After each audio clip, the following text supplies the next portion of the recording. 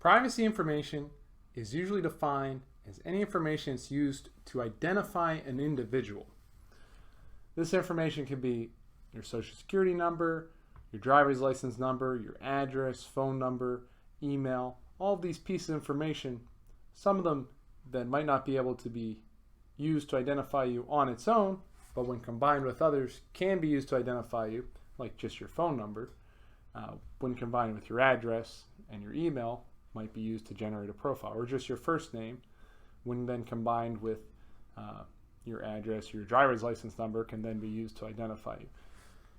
So all of these pieces of information are defined with various laws and regulations, like in the European Union, the General Data Protection Regulation, or GDPR, stipulates specific rules and requirements for the protection and the collection of that information. So it governs how the information can be collected, stored, and processed by organizations. And this GDPR is the primary reason why you see most websites providing notifications to their customers about their use of cookies. If they process or they have customers that reside in the EU, then those customers are affected and their rights are protected by that GDPR. Organizations that fail to protect the privacy of their individuals or their customers will be subjected or can be prosecuted by these different laws and regulations designed to protect privacy. Some regions of the globe are much better protecting privacy information than others. So for example, in South America, Argentina has very robust privacy standards, while Colombia does not. The United States does not have very good privacy protection standards, except when it comes to maybe health insurance information, which is governed by the Health Insurance Portability and Accountability Act. The European Union has very robust data and privacy protection mechanisms, or laws designed to protect the privacy of their citizens' data. And you're going to find variations of this throughout the world. Some laws stipulate financial penalties and will penalize organizations if they fail to comply with various regions' laws, like the GDPR. And some privacy needs to be protected not because of regulations, but because of industry standards, like the Payment Card Industry Data Security Standard, which governs the use of payment card information for credit card companies. In today's world, privacy breaches are incredibly common. You hear about them all the time, and there's special firms that are designed to protect people in the case of privacy breaches. They'll offer identification or ID protection services. I myself was subjected to a data breach due to my time working with the federal government. I think I was subjected to 2 or 3 during my time working with the government. They're very common, unfortunately. And the protection of privacy information is critical, and it becomes even more of a focus when we talk about cloud computing, because the data is stored oftentimes away from the physical control of the organization, like in a public cloud. Personally identifiable information, or PII, is any information used to identify an individual, and this will include things like the social security number, driver's license number, address, email, first name, last name, passport number, etc. Those are all considered PII. And some laws will establish particular protection mechanism for that PII. So PII is a term used to identify privacy information.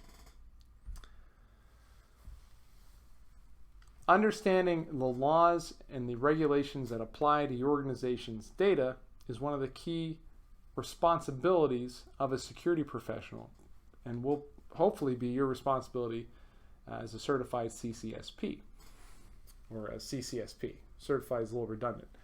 Certified cloud security professional. Anyway, cloud customers need to be aware of the laws and the requirements that they need to adhere to when they purchase services from a cloud service provider. So, for example, a cloud customer that resides in the EU or processes data on EU customers needs to ensure that the CSP is providing protection mechanisms, encryption, etc., on their their hardware that's commensurate with that law, with the GDPR. Or a cloud customer that processes health information in the United States would have to ensure that the cloud service provider is providing the correct protections on the hardware and on the facility that is commensurate with the Health Insurance Portability and Accountability Act, or HIPAA. Regulations are not government-supplied laws, but regulations govern industries or fields. A very good example, one you'll need to know for the exam, is the PCI DSS, or Payment Card Industry Data Security Standard. This stipulates requirements for credit card information. It's governed by major credit card companies and enforced by those credit card companies. So if you're found in non-compliance, your ability to process credit card transactions may be revoked. Though in actuality, the enforcement of that is very limited. So cloud customers not only have to worry about legislation, but they also have to worry about regulations. And certain government agencies may have regulations which aren't established laws, but they're the way in which the government organization runs.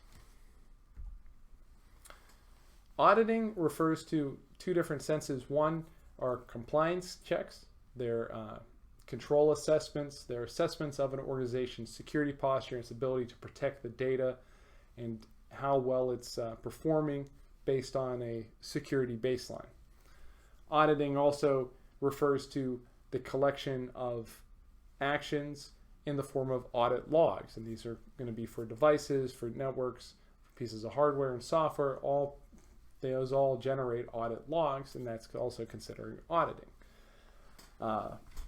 So audits or compliance checks are used to ensure that an organization is compliant with these laws, these regulations, and this legislation that affects the organization. And oftentimes organizations will hire or contract a third party to perform that compliance check, to have an outside perspective to ensure that these regulations and this legislation is being complied with. When we talk about audit logs and the other aspect of auditing in the sense that hardware, software, and operating systems generate actions, and those actions are recorded, errors are recorded, those are in audit logs. Audit logs can also be used to detect errors on a system, to diagnose a system for problems, and to possibly identify security breaches or hacking attempts. When it comes to auditing in this sense, those audit logs are often managed by a security information event management tool, or SEM, like Splunk or SolarWinds, and these tools aggregate all of those logs and provide visuals, graphs, etc. to show security professionals how those logs are affecting their systems in an understandable way.